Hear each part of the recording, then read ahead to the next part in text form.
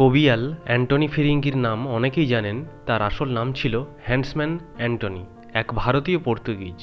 লোকমুখে প্রচলন আছে যে তিনি বাংলা ভাষায় এত দক্ষতা অর্জন করেছিলেন যে তাৎক্ষণিক কবিতা লিখে কবিগান গাইতে পারতেন। তার বাবা পর্তুগিজ এবং মা ছিলেন বাঙালি।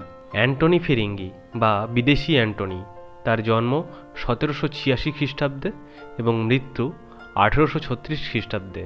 বাংলা ভাষার কবিগান, গায়ক, লেখক এবং পর্তুগিজ বংশোদ্ভূত লোককবি ছিলেন, যা বাঙালি ভক্তিতে তার অসাধারণ প্রতিভার জন্য পরিচিত ছিল 19 শতকের গোড়ার দিকে। তিনি কবিগান রচয়িতা নামে পরিচিত সাহিত্যিক ও যাত্রা অভিনেতাদের মধ্যেও খ্যাতি পেয়েছিলেন। কবিগানের মাধ্যমে সমাজের নানাবিধ অসমতার বিরুদ্ধে প্রতিবাদী হয়ে ওঠেন। বহুকাল আগের কথা, সারা ভারত জুড়ে চলছে ভক্তি আন্দোলনের জোয়ার। মা কালী তখন স্থাপিত শ্মশানে, তখন তিনি শ্মশান কালী রূপে পরিচিত। সে সময় গঙ্গা বয়ে চলত আজকের সেন্ট্রাল অ্যাভিনিউয়ের উপর দিয়ে। গঙ্গার পাশেই গা ছমছমে গভীর অরণ্য, দিনেও যেতে ভয় পেত মানুষ। অরণ্যের মধ্যেই এক মহাশ্মশান। সেই মহাশ্মশানে একটা ছোট্ট চালাঘর। চালাঘরেই শিবলিঙ্গের সঙ্গে প্রতিষ্ঠিত ছিলেন দেবী কালিকা।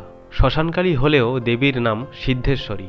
কালের বিবর্তনে সেন্ট্রাল অ্যাভিনিউ ছেড়ে গঙ্গা গেল সরে। জব চার্নক এলেন, গোড়াপত্তন হলো কলকাতা নগরীর।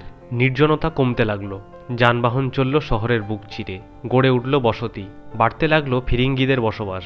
আবির্ভাব ঘটল খ্রিস্টান কবিয়াল অ্যান্টনি। জাতিতে পর্তুগিজ ছিলেন তিনি, প্রায়ই আসতেন শ্মশানের চালাঘরে, প্রাণ উজাড় করে গাইতেন।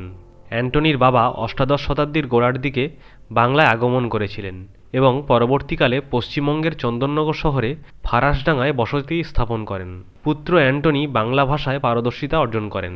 ফিরিঙ্গি অ্যান্টনি নিয়ে অনুসন্ধান করতে গিয়ে ভারতবর্ষের প্রথম কলোনিয়াল ঔপনিবেশিকদের কথা জানলাম। ব্রিটিশদেরও বহু আগে 1492 সালে একদল পর্তুগিজ এসেছিল ভারতে। তাই হয়তো কলম্বাস ভারত জয়ের উদ্দেশ্যেই স্প্যানিশ রাজাকে অনুরোধ করেছিল 3টি জাহাজ দিতে, যেন ভারত থেকে সোনাদানা লুট করে নিয়ে আসতে পারে। তবে এখানে অ্যান্টনি ফিরিঙ্গির গল্প ইতিহাস হিসাবে নয়, বরং প্রচলিত লোকজ গল্প থেকে তুলে ধরতে পারি। অ্যান্টনি ফিরিঙ্গি সৌদামিনী নামে এক হিন্দু ব্রাহ্মণ বিধবার সাথে বিবাহ বন্ধনে আবদ্ধ হয়েছিলেন এবং তিনি হিন্দু ধর্মের পাশাপাশি বাঙালি সংস্কৃতি ও ভাষা দ্বারা গভীরভাবে প্রভাবিত হয়েছিলেন। তবে অ্যান্টনির বাংলা ভাষা শিখতে আগ্রহ থাকায় কালী ও দুর্গার প্রতি ভক্তদের জন্য প্রচুর উল্লেখযোগ্য ধর্মীয় সঙ্গীত রচনা করেছিলেন।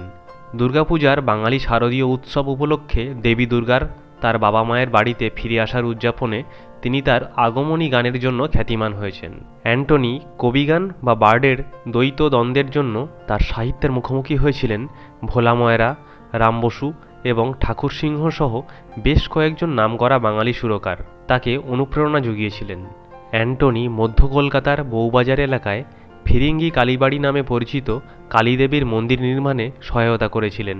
সেখানেই সৌদামিনীর সঙ্গে অ্যান্টনির পরিচয় হয় ও বিবাহ বন্ধনে আবদ্ধ হন।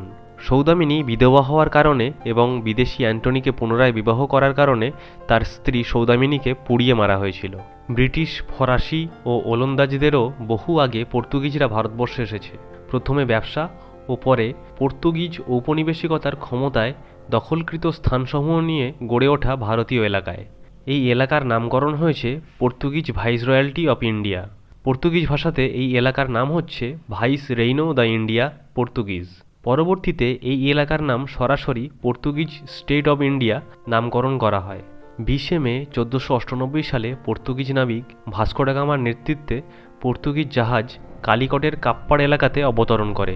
1505 সালে পর্তুগিজ ভারতের সরকার গঠিত হয়। পর্তুগিজ শাসকদের ভাইসরয় উপাধিতে ডাকা হতো। ভারতবর্ষে নিযুক্ত প্রথম ভাইসরয়ের নাম ফ্রান্সিসকো দা আলমেইদা। ভারতবর্ষে পর্তুগিজ শাসনের কেন্দ্রবিন্দু ছিল কোচি। 1752 সাল পর্যন্ত ভারত মহাসাগরের সকল পর্তুগিজ অভিযান এই কোচি থেকেই পরিচালিত হতো। সেই পর্তুগিজ পরিবারেরই একজন অ্যান্টনি ফিরিঙ্গি। বাংলা ভাষার উপর অসম্ভব দখল ছিল তার। সারা বাংলায় অ্যান্টনি ফিরিঙ্গির নাম কবিয়াল হিসাবে বিখ্যাত। 1947 সালে ব্রিটিশরা ভারতবর্ষ ছেড়ে চলে গেলে পর্তুগিজরা ভারতে থেকে যায়। পর্তুগিজ ছিটমহল হিসাবে গোয়া, দমন, দিউ সহ কিছু এলাকা ভারত ভূখণ্ডে রয়ে যায়।